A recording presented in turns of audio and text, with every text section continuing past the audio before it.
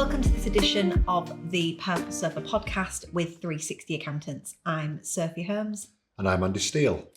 And we've had many questions received about limited companies and the difference between being a director and being a shareholder. So first of all, let's clarify, what is a shareholder? So a shareholder is the owner of the limited company. Yep. So they will buy shares in the company, usually £1 each. Mm-hmm. So a decision would be made, how many shares are we issuing in this company? So if it's just one person, it would often just be one share of £1.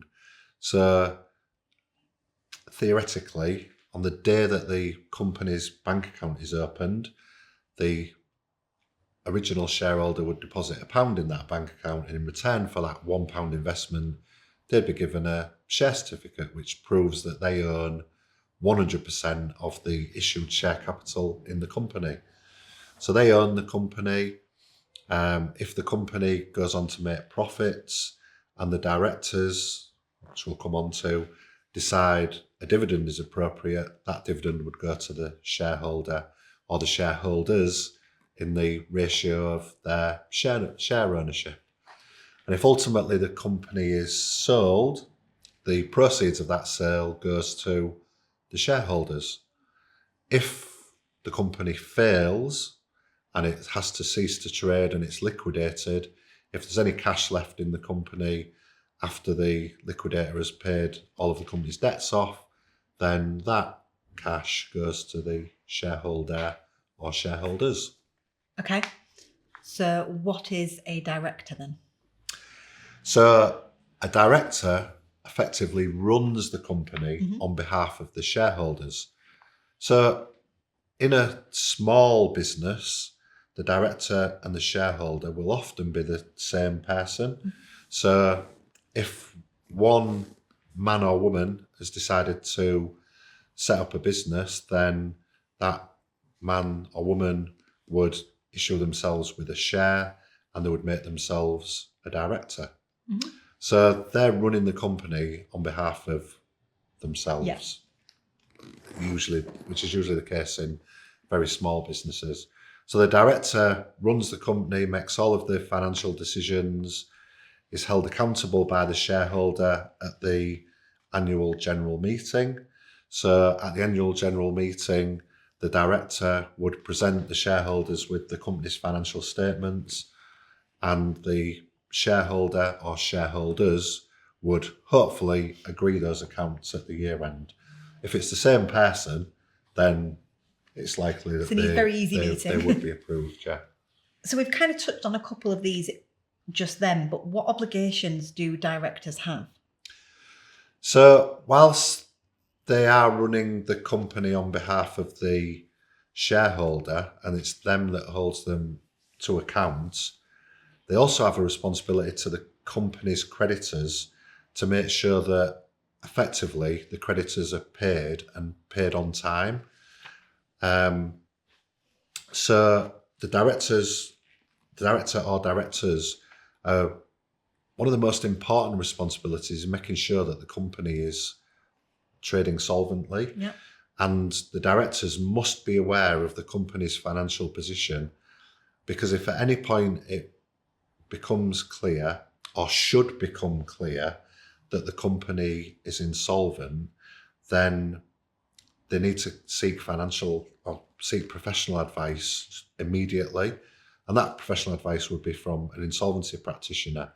Because if they continue to trade in the hope that things get better and they don't, and somebody doesn't get paid, then in theory, that director can be made personally liable for the stuff that they've ordered when they should have stopped ordering things, because the limited liability protection basically disappears if you continue trading whilst insolvent. So yeah, directors have a responsibility to the creditors over and above the responsibilities they have to the shareholders. So they need to be really careful that they know what the financial position of the company is at all times. So we often have seen people asking, what happens if the business fails? I suppose apart from the insolvency that we've just talked about, is there anything else that they need to be aware of that they're responsible for? Well, in terms of business failure or potential failure, the directors are looking to protect themselves and also the interests of the creditors and the shareholders. They do need to make sure that they're talking to insolvency professionals as soon as they become aware, or they should become aware, that there are financial issues. There's other obligations that directors have, so health and safety. There may be other rules and regulations that a business is governed by. So, for example, as accountants, we have health and safety considerations, we have employment law, we have company law, but we also have rules and regulations that are imposed on us by the Institute of Chartered Accountants in England and Wales. And if you're in the construction sector, there'll be construction-specific regulations that apply to your company. So as a director, you're responsible for making sure you're aware of all of the rules and regulations that apply to your company and making sure that you adhere to them. Yeah.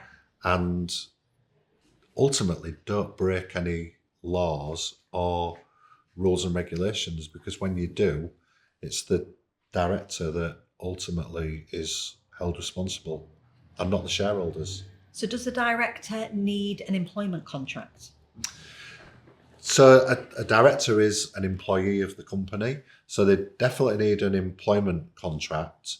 And then some businesses issue contracts over and above a traditional employment contract to the directors. So they're called directors' service agreements. So the answer to that question is usually, if the shareholder and the director are the same. So in a very small company. Yeah, you might not go down the route of issuing employment contracts or director service agreements. But if it's a slightly larger organisation and maybe the directors are different to the shareholders, then you absolutely need employment contracts and directors service agreements. You need to speak to a solicitor about things like that. If you're unsure, talk to a solicitor. So we've talked about speaking to an insolvency practitioner if the business is trading insolvent or might be considered trading insolvent. Yeah. Speaking to a solicitor upon contracts and employment law. What would businesses speak to 360 about? What can we help with?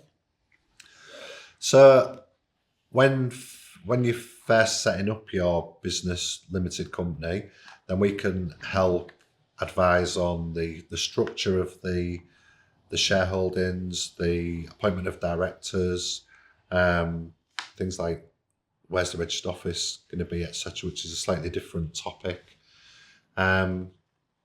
We can help alongside a solicitor setting up directors' service agreements, but also something else we haven't discussed is shareholder agreements. Yep. So if there's only one shareholder, you don't really need a shareholders agreement. But if there's multiple shareholders, really important piece of information is the shareholders agreement, which covers things like what happens if a shareholder dies, what happens if they are unable to continue working for various reasons, what if one of the shareholders made bankrupt, what happens if somebody makes an offer for the company and one of the shareholders wants to accept but one doesn't. It also covers things like shareholders' rights to appoint directors, a whole host of things, which hopefully you never ever have to refer to.